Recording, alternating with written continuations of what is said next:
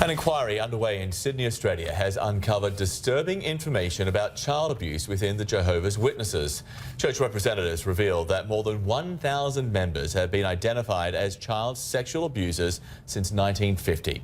The Commission learned that of those hundreds of cases, none was reported to police. An elder testified that its church practiced not to report sexual abuse, but rather to adopt a scriptural response to allegations. Emma Hannigan with Australia's SBS has been following the hearing. She joins us now live from Sydney. So Emma, this is a wide-ranging royal commission. It started with allegations of child sexual abuse into the Catholic Church, and now it's investigating the JWs, Jehovah's Witnesses. The evidence so far has been particularly damning. It certainly has, Joan. I mean, the Royal Commission heard that, as you said, 1950, 1,006 alleged abusers have been identified to the Jehovah's Witnesses. Now, that was 1,006 people, not 1,006 cases, so we don't know how many cases were, but none of these were reported to authorities. Instead, what the church would do is they would investigate the claims themselves. This often involved bringing the abuser and their victims together to discuss their claims of abuse. A victim, identified only as BCB, was groomed and sexually abused by Bill Neal, a respected elder, from the age of 15.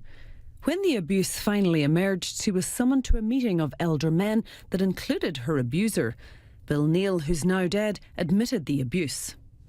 I found the experience of reporting my abuse to a room full of men, including the man who had abused me, very distressing.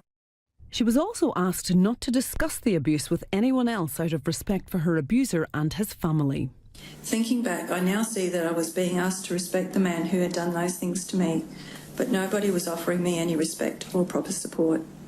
The Royal Commission heard that of the 1,006 alleged abusers identified to the Jehovah's Witnesses since 1950, not one single person had been reported to police. This evidence was borne out by the testimony of one of the church elders, who himself had investigated a case of abuse. And what about telling other authorities?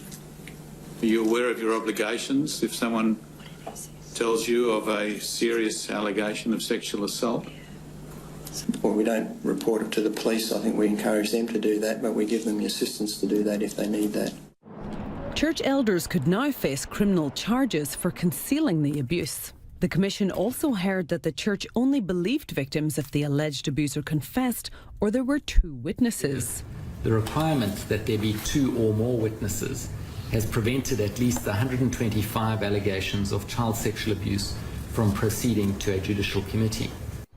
The hearing into the Jehovah's Witnesses is expected to continue for 2 weeks. The Commission heard from another elder today who also investigated BCB's case. It was told that when he was informed the woman was considering bringing her story to the Royal Commission, he asked what that would accomplish other than dragging Jehovah's name through the mud. Now, he has admitted that this wasn't perhaps the most sympathetic approach to take. But also today, the Commission has been dealing with the actual response by church elders when young women allege that they were sexually abused by members of the church. Well, church elder today, Joe Bellows, said that the church recommends a biblical response to the trauma caused by sexual abuse. The Commission heard from two abuse survivors who felt so unsupported by the church that they had both attempted suicide. Now, they say that they've never been offered any compensation, they were never offered any counselling, and the church themselves has said that perhaps this is something that they need to consider. But they certainly aren't jumping to commit to anything at the moment.